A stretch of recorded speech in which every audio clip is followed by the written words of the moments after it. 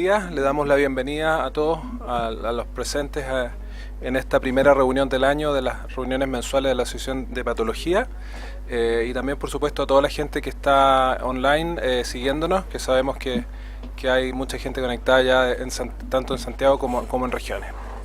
En esta primera reunión, como ha sido usual en los últimos años, vamos a ver los mejores tópicos del meeting de Estados Unidos del AASLD.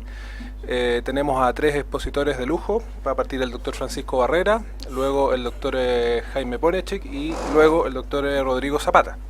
Y vamos a dejar entonces con ustedes al doctor Francisco Barrera, patólogo de la Universidad Católica, quien nos va a hablar de temas relacionados a NASH, consideraciones diagnósticas y terapéuticas, lo nuevo en NASH.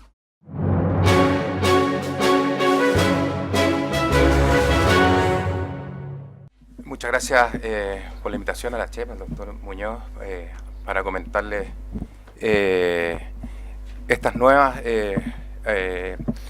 datos que se presentaron en la reunión de Boston del año pasado. Hay que decir que en el Liver Meeting el hígado graso tuvo un protagonismo bastante importante y increciendo en cada una de estas reuniones, y se presentaron algunos datos importantes que voy a tratar de compartirlos con ustedes.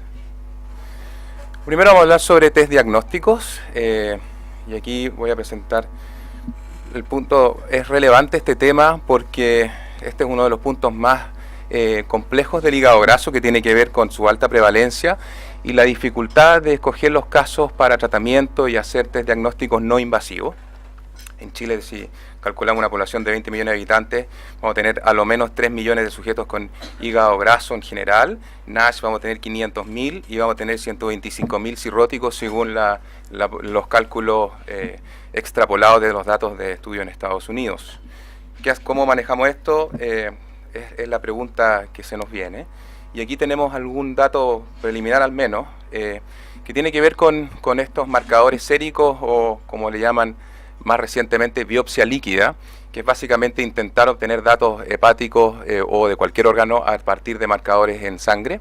Y este en particular es un estudio que se basa en metabolómica, en estudio de distintos metabolitos en sangre y cómo son capaces de ser marcadores de distintas etapas de la enfermedad hepática. Esto se hace con espectroscopía y son varios metabolitos los cuales se miden en distintos PIC, y que la fórmula específica de qué metabolito es el que están usando, la verdad que no, hasta aquí no lo han compartido, por un poco probablemente para tener exclusividad. Y en este congreso se presentó este test que está basado en metabolómica en sangre, que se llama O-Liver. Es un trabajo que es compartido con España y Estados Unidos, y básicamente se basa en estos datos de metabolómica en suero. El estudio básicamente, les voy a presentar los datos más relevantes. Se basa en 2 poblaciones, una de 467 sujetos, que son la población donde se hizo la primera prueba, pero después una segunda población independiente, que es la cohorte de validación, donde se hizo los análisis de estos metabolómicos de distintos productos en sangre, y además se asoció a los datos de índice de masa corporal para corregirlos según índice de masa corporal, y se estableció si era capaz como test diagnóstico de hacer un diagnóstico, en este caso de NASH, definido como NASH, score de NASH mayor a 5. Y ustedes pueden ver que en la corte de validación tiene un área bajo la curva de 0.95, perdón, esta es la población de prueba, mientras que la población de validación tiene un área bajo la curva de 0.84 para el diagnóstico de NASH. Si ustedes calculan sensibilidad y especificidad, son bastante buenas: sensibilidad 83%, especificidad 93%, valor predictivo positivo 88%, valor predictivo negativo 89%. Nos estamos acercando a test bastante interesantes. Siempre es importante mantener en mente que estos test en los estudios preliminares son superiores que cuando uno lo aplica en la vida real. Sin embargo, es un test bastante promisorio, y no solo porque es capaz de detectar, diferenciar los sujetos con hígado graso simple versus los NASH, sino que además se correlaciona también con el grado de fibrosis, y aquí de nuevo el mismo test con los áreas bajo la curva. Esto no tuvo una cohorte de validación, sino que simplemente fue una cohorte de prueba, que comparó este perfil metabolómico en sangre en sujetos con fibrosis 0 versus fibrosis del 1 al 4, área bajo la curva 0.92, muy bueno, y cuando queremos detectar aquellos sujetos que tienen fibrosis avanzada, F3, F4, área bajo la curva 0.89. Un test muy promisorio que podría llegar a ser muy útil para el manejo de nuestros pacientes. En España esto está disponible, lo están usando, así que esperamos que pronto tener disponible para tener experiencia nosotros también. Otro estudio relevante que se presentó en Boston tiene que ver con el estudio pronóstico, con lo que es el pronóstico hepático en los sujetos con hígado graso. Y esto fue una respuesta a los últimos datos que presentó el profesor Angulo antes de fallecer. Él hizo un estudio muy importante que se publicó hace 2 años, que demostró que desde el punto de vista histológico el único marcador relevante era la fibrosis y que ninguno de los otros marcadores de la biopsia era capaz de predecir la evolución de los sujetos con hígado graso, ni la esteatosis, ni la inflamación, ni la balonización, lo cual fue un golpe importante para todos los estudios de tratamiento que teníamos, que hasta ese momento solamente mejoraban estos parámetros y no la fibrosis. En respuesta a esto, el grupo CRN hizo un estudio grande de cohorte de seguimientos de pacientes con biopsia basal y biopsia posterior, que en el intervalo promedio de las biopsias fue 4.6 años y se siguieron un total de 394 sujetos. Aquí los pueden ver ustedes separados en sujetos con hígado graso simple, hígado esteatopatitis borderline, o sea, score igual o menor a 4, ¿cierto? Y NASH definitivo con un NASH score mayor a 5 y la distinta evolución. Es importante aquí destacar que en la evolución, estamos hablando de NASH, no de fibrosis, el factor más importante relacionado con la resolución del hígado graso fue el cambio de peso, y con la progresión en el tiempo de el puntaje NASH score fue las transaminasas y la ganancia de peso como los datos más importantes en la evolución. Pero esta escala es la que más trasciende y es la que va un poco en contra de lo que el profesor Angulo planteaba en su estudio, y es el orden en la biopsia basal según puntaje NASH score de los distintos sujetos y su probabilidad de evolución en cuanto a fibrosis. Y en este estudio por primera vez se demuestra que el NASH score con un punto de corte de inflexión de 4 es capaz de predecir qué sujetos van a evolucionar, progresar en la fibrosis. De manera que aquellos sujetos que tengan un NASH score superior a 5, es probable, según este estudio, que evolucionen hacia un aumento de fibrosis. También es relevante el cambio en el NASH score, y aquellos sujetos que progresan en el NASH score empeoran su puntaje de esteatosis, inflamación y balonización, también es probable que empeoren en cuanto a su fibrosis. De tal manera que aparentemente estos datos apuntan a que el tratamiento de sujetos para mejorar estos factores histológicos sí podría tener un impacto a nivel de la fibrosis hepática, lo cual es relevante. Y no solo eso, porque de nuevo aquí aparece la fibrosis, y probablemente por esto los datos del profesor Angulo eran tan significativos en cuanto a la fibrosis. Estos datos demuestran que en la escala de fibrosis la progresión hacia complicación hepática no es lineal, sino que mientras aumenta el grado de fibrosis, la progresión hacia complicaciones de cirrosis y cirrosis es exponencial. O sea, un sujeto con fibrosis basal de etapa 1 va a tener un 1% de probabilidades de progresión en estos aproximadamente 5 años, versus fibrosis de etapa 2 va a tener alrededor de un 7%, y el sujeto en fase 3 va a tener cercano a un 25% de probabilidades de progresión hacia cirrosis o complicaciones. ¿Y cómo modificar la progresión? Los factores más relevantes asociados a esta progresión nuevamente fueron cambios en las transaminasas, cambio en el peso, cambio en la etapa de fibrosis, cambio en el NASH score y cambio en la evolución en el puntaje del NASH score. De tal manera que parece ser relevante, según estos datos presentados, el puntaje de NASH score en la evolución de la enfermedad hepática por hígado graso.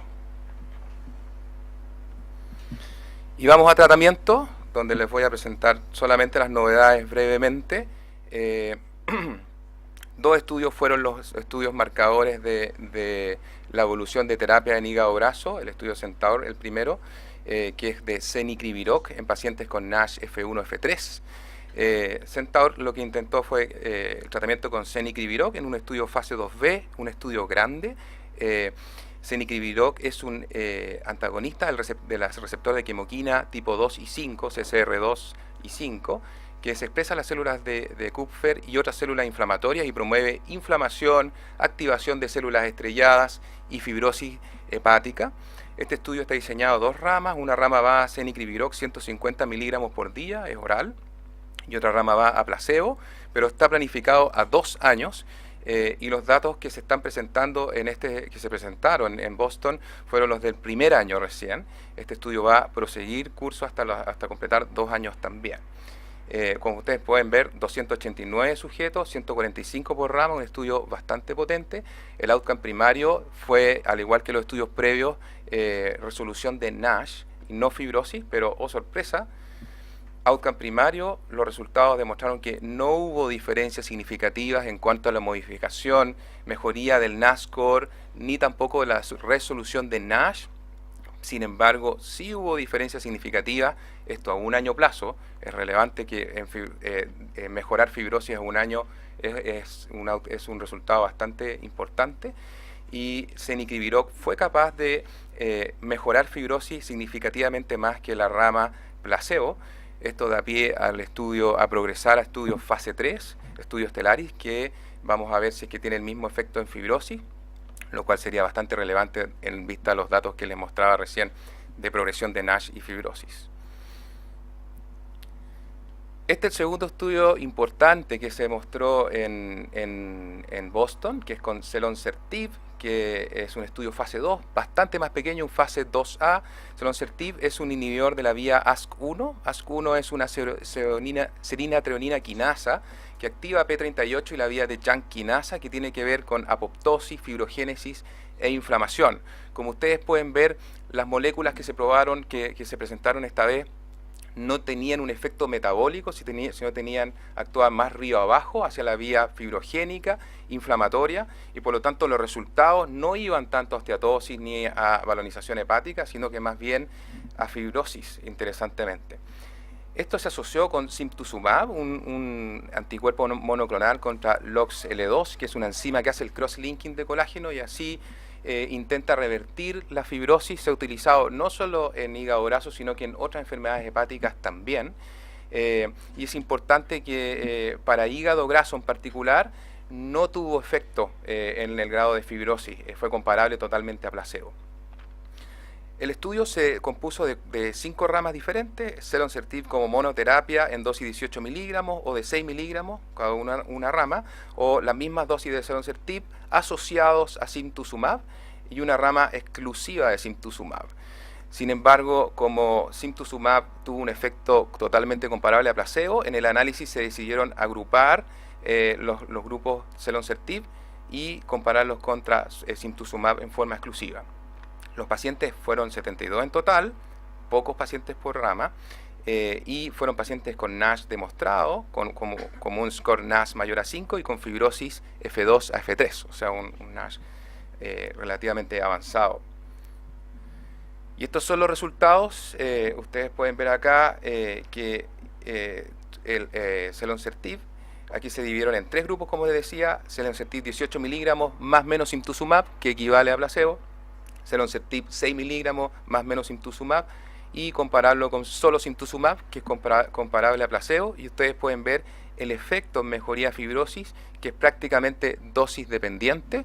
Es bien importante el efecto demostrado. Este fue un estudio corto, fue un estudio a 6 meses plazo, y demostraban que hubo mejoría en fibrosis en el 43% de los sujetos con 18 miligramos por día. Un resultado bastante importante, llamativo, pero en números pequeños. Y no solo eso, sino que disminuyó la progresión a cirrosis en forma importante también. Solo un 3% progresó a cirrosis con selonsertib en dosis alta, versus un 20% de sujetos con solo simtuzumab. De tal manera que es un estudio muy promisorio, que también da pie a un estudio fase 3, y esperamos ver resultados con ese tipo de estudios.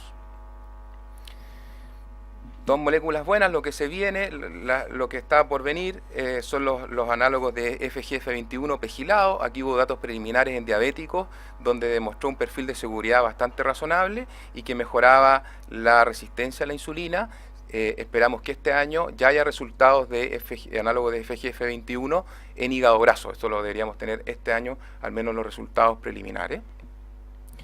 Y otra molécula interesante, LJN452. Esta molécula es un agonista FXR, al igual que el ácido obeticólico.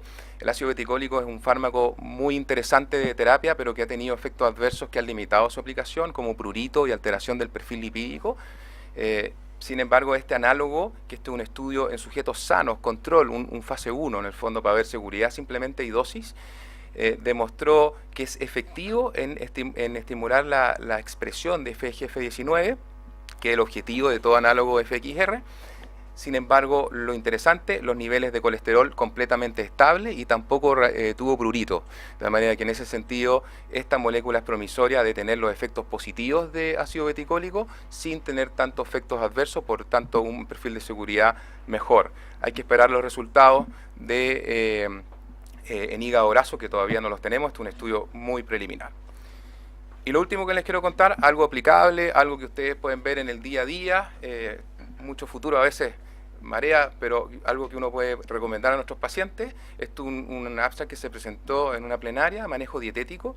Influye en algo, no lo que comemos, sino que cómo lo comemos. Y este estudio del doctor James Philip, basado en la encuesta ANANES, en 9.000 pacientes, intentó responder la pregunta de si tenía algo que ver la hora del día en que uno come con efectos a nivel del hígado graso. En este estudio se dividió el día en 4 segmentos, como mañana, de las 4 a.m. hasta las 10 a.m., mediodía, 10 a 16 horas, noche, 16 a 22 horas, y tarde-noche, 10 a 4 a.m., muy de Estados Unidos los horarios. Nosotros tenemos horarios un poquito distintos, pero es interesante los resultados. Esto fue ajustado por edad, sexo, etnia, consumo de cigarro, alcohol, consumo calórico total, y son outcomes basados en ecografía y en score no invasivo, particularmente NAFLD Fibrosis Score. Aquí no hubo biopsia, simplemente se hizo el análisis con esos outcomes. Y recomendaciones que sacaron de esto: primero, mientras más comidas en el día, ¿no?, la ingesta calórica la dividimos en más cantidad de comidas, por ejemplo, desayuno, almuerzo, cena, más 2 colaciones, por ejemplo, disminuye por cada comida adicional un 10% el riesgo de hígado graso o NAFLD Fibrosis Score alto. Ojo, que aquí la cantidad de calorías debe ser la misma, no aumentar la cantidad de calorías, sino que repartirlo en el día. Segundo, comer mayor cantidad de calorías en la mañana disminuye el riesgo de hígado graso en un 14 o 21%. ¿Okay? O sea, buen desayuno, almuerzo, no saltárselo, relevante. ¿Y qué cosas negativas? Ausencia de comida entre las 4 las 10 y las 10 de la mañana o las 10 y las 16 horas aumenta 20 a 73% el riesgo de hígado graso. No saltarse ni el desayuno ni el almuerzo, relevante. Y ojo con esto, los que se quedan trabajando hasta tarde, preparando presentaciones por ahí, comida entre las 10 de la noche y las 4 de la mañana aumenta el 65% el riesgo de tener un NAFLD Fibrosis Score de alto riesgo. De tal manera que, ojo con eso, stop, luz roja, son recomendaciones prácticas. Al final de las presentaciones vamos a tener espacio para preguntas, pero es lo que le quería contar yo de esta reunión.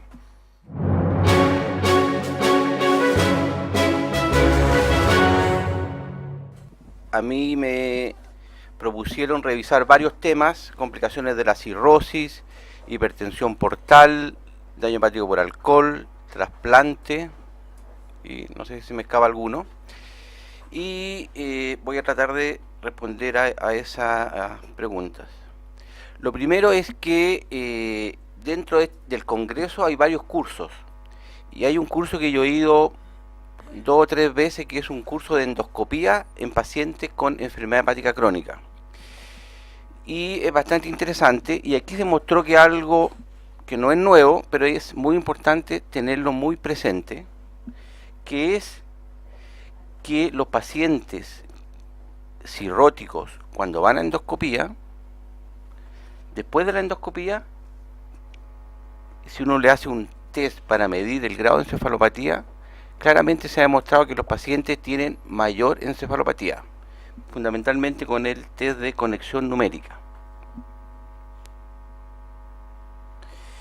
Y lo que se ve es que los pacientes, después de la endoscopía, cuando se usa midazolam, tienen mayor alteración de este test. Cuando es con propofol, prácticamente no cambia.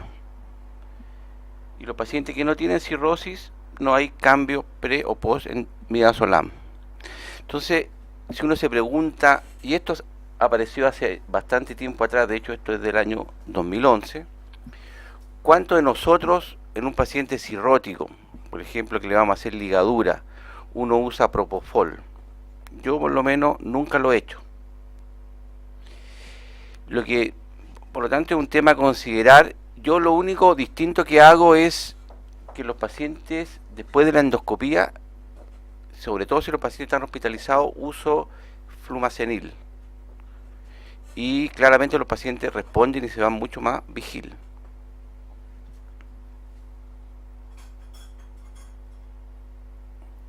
Ahora, otro punto que es importante son los riesgos quirúrgicos. Hay otra clase en este sentido, y esto es una cosa bastante conocida, ¿no es cierto?, que los pacientes a mayor MEL tienen mayor morbimortalidad. Pero lo interesante de esto, que es lo que yo quiero mostrarle, es que uno de repente se olvida de algunas cosas bastante antiguas. Y aquí se muestra que los pacientes que tienen MEL más de 15, que deberían tener una mortalidad alrededor del 30%, si uno los separa ahora y se fija en la albúmina, y usted ve la mortalidad, es bastante distinto. Los pacientes que tienen MEL más de 15 y albúmina más de 2,5 tienen una mortalidad mayor que la población general, pero de 14-15%. Sin embargo, los pacientes que tienen albúmina menos de 2,5 tienen una mortalidad prácticamente prohibitiva, 60%. Entonces el mensaje de esta diapositiva es que además del MEL es muy importante preocuparse de la albúmina. Otro dato importante que se mostró ahí es los pacientes cirróticos cada vez más se están haciendo con la angiografía endoscópica. Y el riesgo de sangramiento no es menor, y si ustedes se fijan, la mortalidad es alrededor del 15%. Y obviamente este es mayor en los pacientes que son Child C. Y aquí claramente se recomienda corregir cuando se va a hacer este procedimiento el INR y la trombocitopenia, sobre todo si esta es menor a 50.000. Y claramente los pacientes que se le hace colangio tienen mayor riesgo de sangramiento, se recomienda la corrección, y esto en realidad no garantiza, porque esto es una cosa bastante conocida, ¿no es cierto? No hay una medición que pueda representar realmente el riesgo de sangramiento de los pacientes cirróticos. Y lo otro que se sugiere, que los pacientes cirróticos que uno le haga polipectomía, aparentemente tienen mayor riesgo de sangrar, y se debería usar clip después de la polipectomía, que también no es una... Yo en general no siempre lo hago, uno espera a ver si el paciente sangra, pero en realidad después de ver esta conferencia estoy casi convencido que riesgo-beneficio es mejor ponerle un clip, sobre todo si hay sangramiento post polipectomía.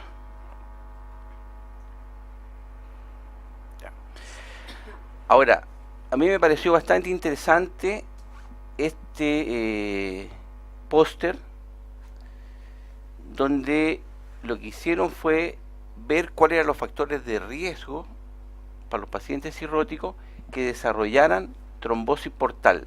Y lo que ellos demostraron, que el título en el fondo lo dice, que una disminución del flujo portal era el factor de riesgo más importante para la aparición de trombosis. ¿Qué es lo que hicieron ellos? Revisaron todos los pacientes que desarrollaron una trombosis portal entre los años 2005 y 2015 y lo compararon con un grupo similar de pacientes cirróticos que no presentaron trombosis portal. Y cuando uno ve las características clínicas de los pacientes que desarrollaron trombosis versus los que no desarrollaron, prácticamente no hay diferencia. Y en un análisis multivariable se compararon con varios factores. El único que demostró que se correlacionaba con la aparición de trombosis de la porta era la velocidad del flujo de la vena porta.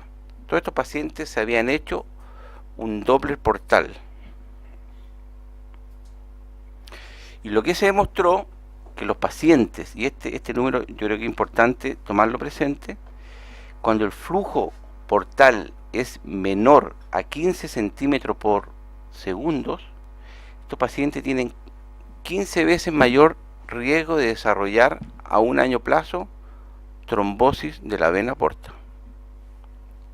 Entonces esto es importante porque si uno quiere hacer cualquier protocolo, es importante probablemente usar este dato.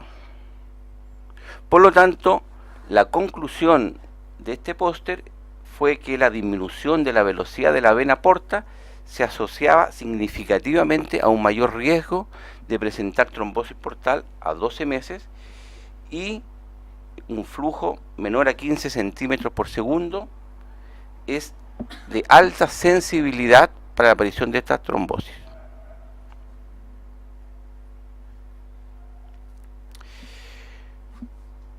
Otro póster bastante interesante donde se analizaron otros factores de mortalidad en la lista de espera aparte del MEL y del MEL sodio. Y aquí se revisaron 128, aquí abajo aparece 128.000 pacientes. Y básicamente lo que se encontró es que el factor de riesgo importante era el nivel de albúmina. Los pacientes que tenían a igual MEL, mayor o igual albúmina de 4 gramos, tenía, ¿no es cierto?, un factor de riesgo de 1.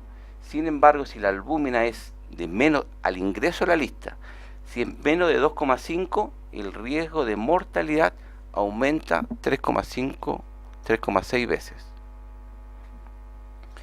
Y algo que también no hemos olvidado es la presencia de ascitis. Los pacientes que tienen ascitis tienen el doble de mortalidad versus los pacientes que no tienen ascitis a igual MEL sodio.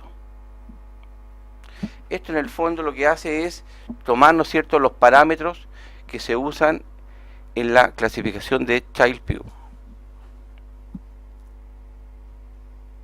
Otro trabajo que a mí me pareció muy interesante, porque me ha tocado vivir dos pacientes, de hecho hay una que estamos viviendo en este momento que está con una sepsis, un paciente cirrótico, sepsis que se usa, ¿no es cierto?, el antibiótico de Tazonam como de primera línea, y se han descrito en los pacientes cirróticos una mayor morbimortalidad asociado a este antibiótico.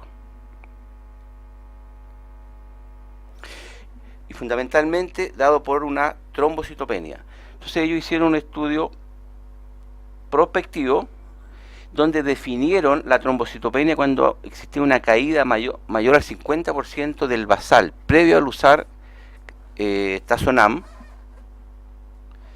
o al final del tratamiento menos de 75.000 plaquetas.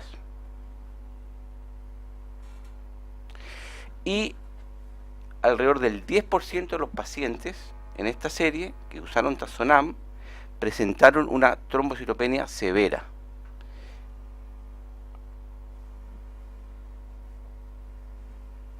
Lo más importante, que la mortalidad es mucho mayor en los pacientes que presentaban trombocitopenia.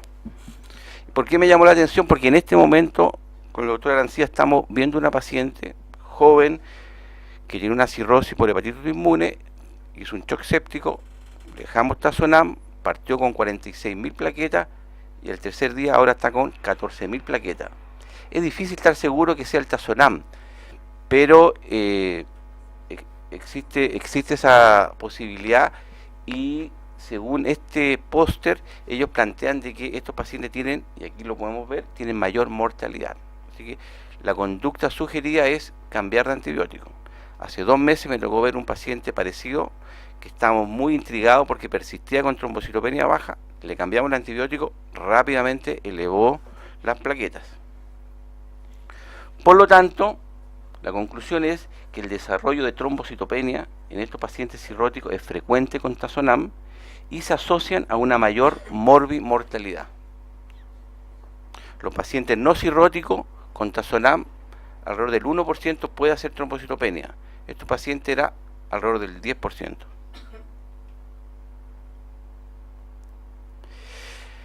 En este otro póster me llamó la atención porque, por lo menos la primera vez que yo veía, que trataban de correlacionar el curso o la historia natural de los pacientes que tienen una insuficiencia hepática aguda sobre crónica según las distintas etiologías. Este es un estudio realizado en India con 368 pacientes y vemos que la causa más frecuente es por alcohol, virus B, y aquí están otras causas, este es virus E. Y básicamente lo que se vio es que los pacientes que tenían una insuficiencia hepática aguda sobre crónica a iguales parámetros por causa por alcohol eran los que tenían mayor mortalidad. Y la que tenía menor mortalidad era cuando estaba asociado en un paciente cirrótico con una hepatitis aguda sobreagregada por el virus de la hepatitis E. Y en forma intermedia está de causa desconocida o criptogénica y virus B. Entonces, si uno compara aquí el análisis multivariable de la mortalidad, se ve que los pacientes que tienen alcohol tienen mayor probabilidad de fallecer que otras causas. Por lo tanto, el alcohol como causa de insuficiencia hepática aguda sobre crónica fue la que tiene peor pronóstico, virus C la que tendría mejor. Y aquí lo que plantean que probablemente todos estos factores pronósticos, quizás uno debería incluir también la etiología, como también ocurre en los casos de hepatitis fulminante.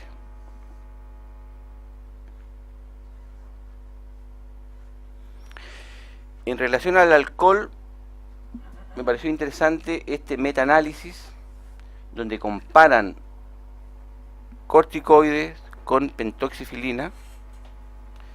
Este es un metaanálisis de por lo menos 9 estudios randomizados que se comparó entonces grupo control, pentoxifilina y la combinación en pacientes que tenían un factor discriminatoria mayor o igual a 32 y mortalidad a 28 días. Y la conclusión fue que los pacientes que usaban corticoides tenían significativamente mejor sobrevida que los pacientes controles.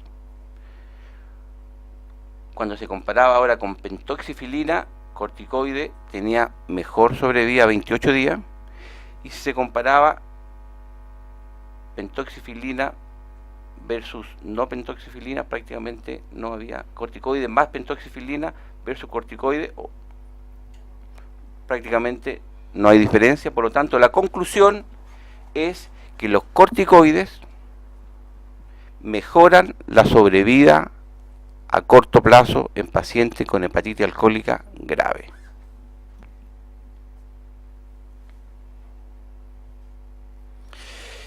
Y este último trabajo de paciente en trasplante se evaluó la importancia clínica de usar el angiotac coronario en pacientes de alto riesgo cardiovascular que tenían estudio con ecografía dobutamina normales, si realmente era significativo o no. Y lo estudiaron en alrededor de 100 pacientes, 78 tenían angiotac coronaria normal y 23 lo tenían anormal. Y de eso, una minoría de pacientes, por ejemplo, dos pacientes, fueron retirados de la lista por tener múltiples lesiones coronarias. Y estos otros pacientes tuvieron que hacerle un procedimiento cardiológico. Si uno extrapola y piensa que la mortalidad trasplante en relación a un evento isquémico será alrededor del 1 o 2%, que no los pesquisamos con los estudios que hacemos en la actualidad. No es descabellado pensar de que probablemente si uno quisiera preocuparse y detectar este pequeño porcentaje, quizás uno debería hacerle a los pacientes de alto riesgo un estudio angiográfico de las coronarias. Y los factores de riesgo eran fundamentalmente lo que están acá: grandes fumadores, diabéticos, obesos, hipertensos. Por lo tanto, la conclusión es que la valoración probablemente con angioTAC coronario puede identificar algunos pacientes que tengan una enfermedad coronaria oculta o, en el fondo, que tengan un estudio con ecodobutamina negativo. Ahora, el rol preciso en este momento es difícil de poder recomendarlo como una medida habitual en estos pacientes.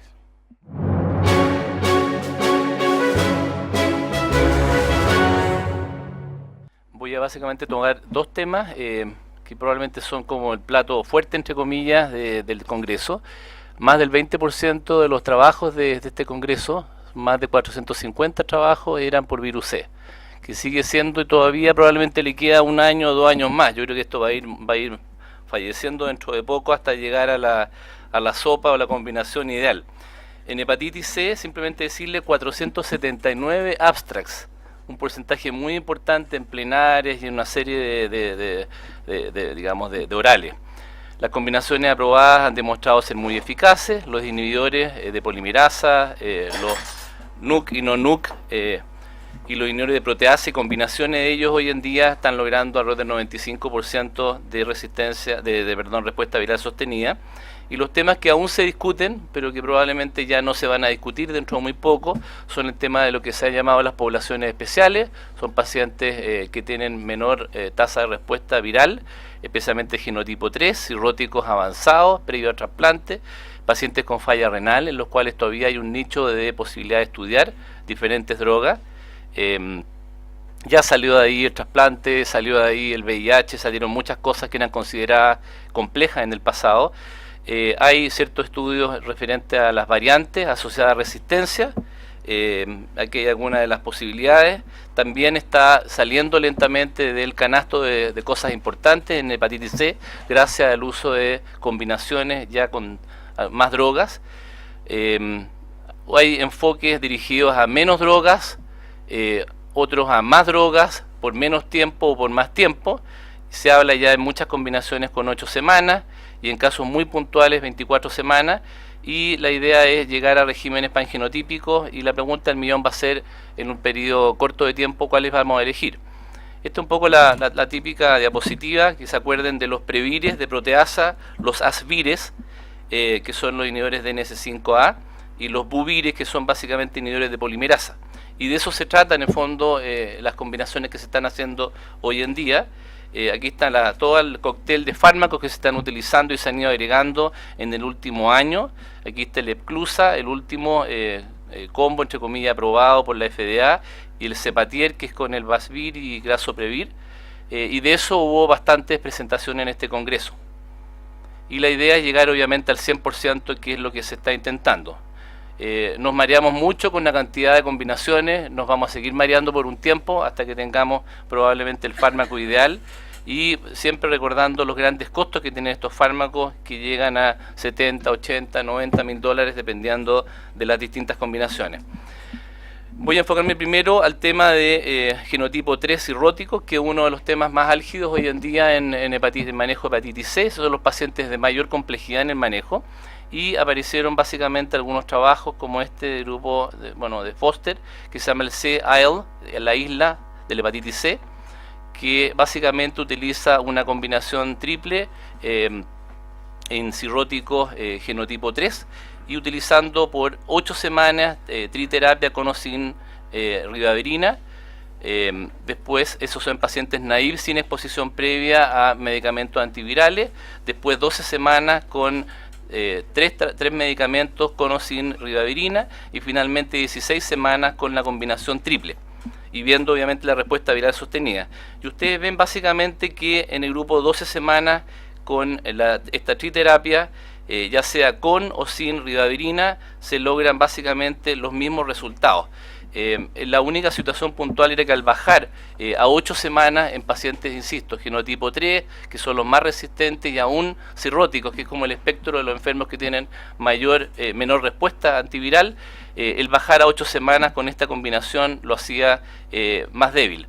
Así que estamos viendo excelente respuesta tanto en pacientes con exposición previa a antivirales como pacientes naive con triterapias con 12 semanas, sin importar la presencia o no de la ribavirina. Eso es un concepto que es bastante importante. Después apareció este otro estudio, este es un estudio del grupo de Merck, en fase 2, para genotipos 1 que fallaron a terapias previas con básicamente con mezclas, ya sea Cepatier Barboni, utilizando este nuevo medicamento inhibidor de polimerasa, el MK3682, Grasoprevir y Rusasvir, que es un inhibidor del NS5A, con o sin ribavirina, y básicamente lo que muestra, este es un estudio que va en evolución, no se ha soltado los últimos resultados que se van a presentar probablemente este año en el ISL, pero la respuesta viral, comillas, sostenida a 8 semanas después del término de tratamiento, no mostró diferencia en este grupo de pacientes genotipo 1, habían algunos cirróticos, y no hubo falla virológica ni impacto de la mutación I93, que estaba presente en más del 40% de los enfermos, en pacientes tratados durante 24 semanas sin ribavirina versus 16 semanas con ribavirina. Es decir, la ribavirina permite acortar el tratamiento de estos pacientes que ya tienen, muchos de ellos, mutaciones, cepas por exposición previas al antiviral. Se presentaron todas las ramas de lo que se llama el estudio Polaris, que es un grupo del fondo de Gilead. Son 4 estudios que son en pacientes con exposición previa a antivirales orales y en pacientes naive con diferentes genotipos. Ustedes ven la combinación Sofosbuvir, Velpatasvir y Voxilaprevir, que es un inhibidor de proteasa. Son más de 1000 pacientes que reciben la combinación triple, algunos naive y, como digo, otros con exposición previa. Y básicamente vemos que en pacientes que han estado expuestos previamente a medicamentos NSA5A experimentados y que obviamente no han respondido, la combinación triple, 12 semanas lograban 96% de respuesta viral sostenida en todos los genotipos analizados. Y en otro estudio Polaris, que muchos de ellos tenían cirrosis, la respuesta también a 12 semanas bordaba el 97%. Aquí está un poco desglosada, ustedes van viendo que nos vamos acercando cada vez más a respuestas virales sostenidas cercanas a 100% con estos nuevos esquemas con fármacos nuevos. Esto me lo va a saltar, ignorar el tiempo. En hepatitis C, ahora la posibilidad de tratar de recortar de 3 medicamentos a 2 medicamentos, es un poco de las cosas que se discutieron. Aumentar a 3 medicamentos con la idea de lograr en pacientes de alta posibilidad de resistencia, aumentarlo a 3 para tener mejor respuesta, y en aquellos que podían tener mejor respuesta, eventualmente bajarlo a 2 fármacos. Así que AbbVie presentó 4 estudios fase 3 con combinaciones de otro inhibidor de proteasa, el Glecaprevir, con Pibrentasvir, inhibidor de NS5A, que son el Endurance, que es el 1 y 2, el Expedition y el Surveyor. ¿Y qué es lo que hicieron básicamente estos estudios? Voy a mencionar a 1 o 2 solamente de esto. Este es en pacientes no cirróticos, genotipo 1, tratamiento entre 8 y 12 semanas, con esta combinación de 2 medicamentos, 8 semanas versus 12 semanas, y ustedes ven que en pacientes ya sea monoinfectados con virus C, en pacientes coinfectados con VIH y en pacientes con experiencias previas con Sofosbuvir, estos son muy pocos pacientes, ojo, había prácticamente un 100% de respuesta con incluso independiente un poco del grado de fibrosis. Esto llegó hasta F3. Así que es posible con estas combinaciones pangenotípicas lograr reducir la cantidad de semanas con bastantes buenos resultados. Esto es en genotipo 1. Ese es el estudio Endurance. El Surveyor, que es otro más, con esta misma mezcla, GP, por 12 o 16 semanas, en pacientes que tuvieran o no cirrosis y con experiencias previas con antivirales orales. Ustedes ven que también logran muy buenos resultados para pacientes con cirrosis, 96-98% de respuesta entre 12 y 16 semanas con 2 fármacos, y en pacientes con experiencias previas a tratamiento con antivirales había una pequeña reducción cuando uno bajaba de 16 a 12 semanas. Así que ustedes van viendo un poco de qué forma se va jugando con la duración del tratamiento, con el tipo de fármaco y obviamente con el antecedente del enfermo, si tiene o no resistencia previa al tratamiento. Este me lo va a saltar. Y este otro tratamiento también es bastante importante. Este estudio se llama Expedition. Uno de los temas importantes es qué hacer con el paciente con daño hepático o sin daño hepático, virus C, que tiene insuficiencia renal. Hay bastante poca experiencia, son pacientes de más difícil manejo. Y este estudio con estos mismos antivirales, Licaprevir y Pibrentasvir, demuestra que un tratamiento por 12 semanas logra un 99% de respuesta viral en pacientes con genotipo 1 al 6. Aquí está la distribución de genotipos. Sin importar el genotipo, sin importar el grado de falla renal. De hecho, un 82% estaban en diálisis con muy buenos efectos, digamos, de respuesta viral sostenida, y prácticamente sin efectos adversos logramos prácticamente en el 100% de los pacientes en diálisis en periodo de 12 semanas con 2 fármacos una respuesta viral sostenida. Así que estamos en el fondo en una situación la verdad que impensable hace 10-15 años atrás, donde teníamos todo lo que eran las situaciones de baja respuesta viral sostenida. Están en este momento estas comillas poblaciones especiales, la verdad, desapareciendo. Y eso es lo que vamos a ver nosotros en el próximo tiempo. Antes nos preocupábamos de un montón de genotipos, de cirrosis, VIH, trasplantes, y la verdad que todas estas situaciones especiales han ido desapareciendo. Aparecen por Janssen varios estudios, hay varios medicamentos con Samatasvir, hay otros remedios, Aladasvir, que vienen en fase 1 y fase 2, de lo cual vamos a escuchar este año y el próximo año probablemente algunos estudios que son de interés. Viene además, tal vez vino y se fue, un medicamento que se llama Regulus, que es un fármaco muy particular que regula, tiene como target los microRNA, regulando la expresión de genes que expresan proteínas de replicación.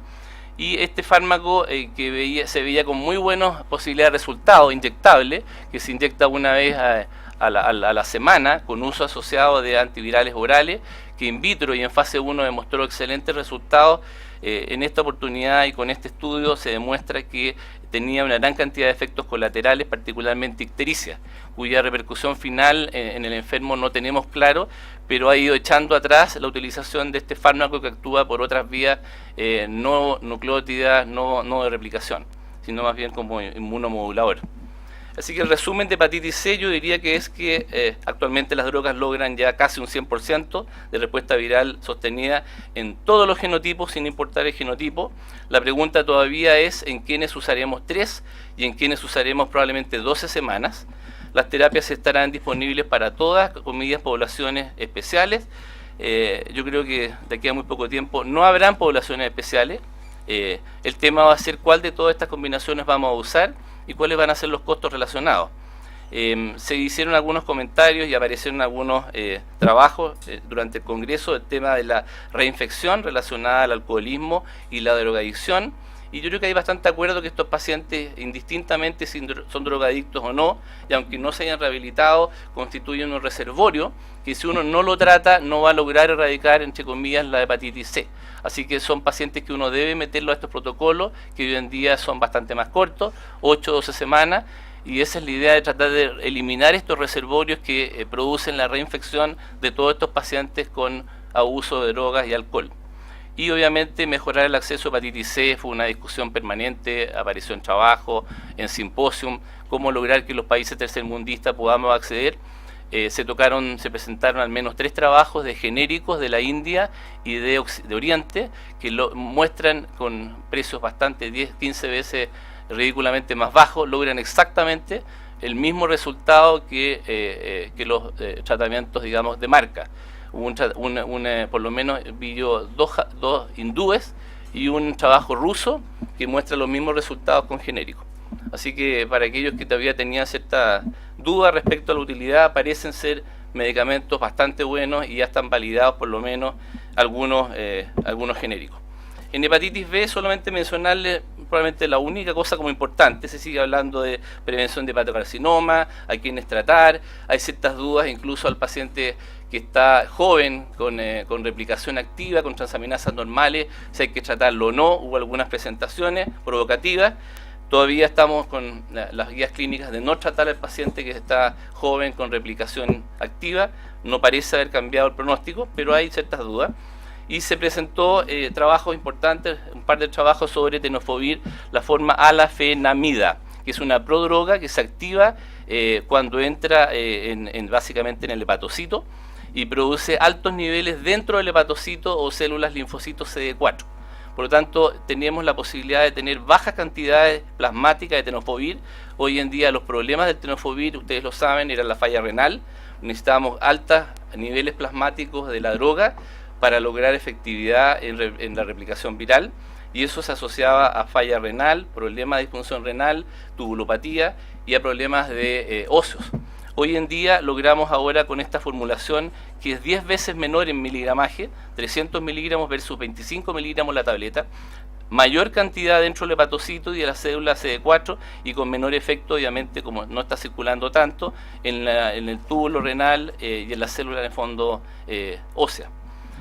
De acá se presentaron básicamente un trabajo multicéntrico fase 3 para darnos con más de 1.200 enfermos, y ustedes ven que en los pacientes antígeno E positivo, 870 pacientes, el tenofovir dipiroxil, el clásico fumarato, versus este TAF, que es la formulación nueva, 10 veces menor dosis, logra a la semana 72, anteriormente se había presentado por la doctora Buti, el estudio en el ISL a 48 semanas, en el ASLD presentó a 72 semanas, en el 71% de los enfermos ambas ramas logran DNA prácticamente indetectable, que es uno de los objetivos en estos pacientes, y en el caso de HBG antígeno E negativo, 92% de control viral a 72 semanas. Aquí está la relación con la LT, la pérdida del antígeno y antígeno de superficie, que son prácticamente iguales, y aquí está la contraparte de este trabajo de efectividad, y este es el trabajo de seguridad, tomando el TAF, esta forma de la fenamida, con el disopropil clásico, y ustedes ven que se producen situaciones muy particulares. El cambio medio de densidad ósea a la semana 72 en porcentaje, hay una menor efecto en disminuir la masa ósea, prácticamente, bueno, esto es bien de 1.86, menos 1 a menos 0.16, con un P significativo tanto en la cadera como en la columna. Y la creatinina, el cambio medio, baja a la mitad, de 0.02 a 0.01, con un P significativo, y también para la filtración glomerular hay una disminución significativa de menos 5.4 a menos 1.2 en un periodo de 48 semanas. O sea, en resumen, se considera una droga muy interesante. Vamos a usar menos droga, menos fármaco y logrando mejor concentración dentro del hepatocito y con menos efectos colaterales. Y finalmente, un trabajo que me pareció interesante porque uno no puede agotar todo, es el tema de falla hepática fulminante. Ustedes saben que hasta ahora todos los predictores de sobrevida o mortalidad han sido bastante estáticos. Cuando uno ve todos los trabajos de los grupos británicos, americanos, ustedes tienen el MELD al momento de ser visto por el equipo de trasplante, cuando se considera para trasplante o no. Tenemos el criterio King's College, tenemos diferentes formas de medirlo, y se ha ido trabajando, y este es un trabajo muy interesante de un grupo hindú que no tiene unidad de trasplante, así que sale el tema de la posibilidad de trasplante del análisis de estos pacientes. Esto no se va a poder hacer a futuro, probablemente va a ser impresentable que los pacientes con falla fulminante se manejen en unidades sin trasplante, pero es interesante que en el año 2012 este grupo validó lo que se llama el modelo ALFED, Early Dynamic Model for Predicting Outcome en pacientes con ALF.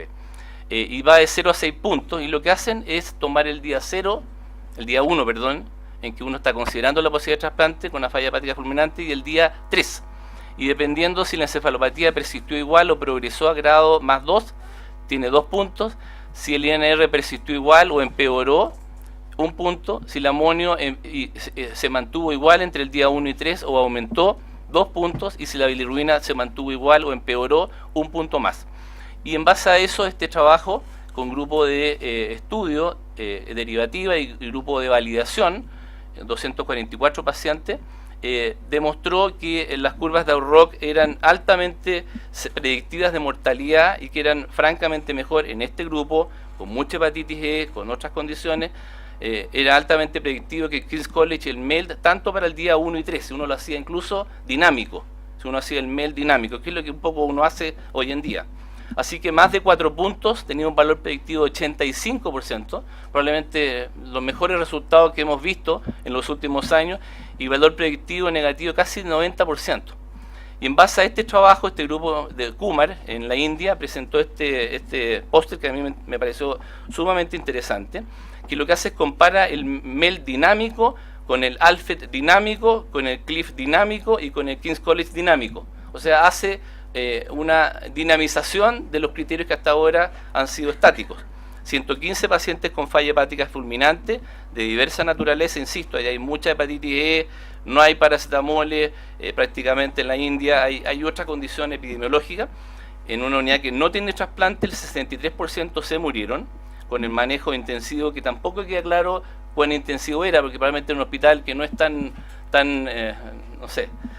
completo probablemente, porque si no tendría unidad de trasplante. Y se evalúan los factores pronósticos y se evalúan las curvas de Auroch predictivas de mortalidad.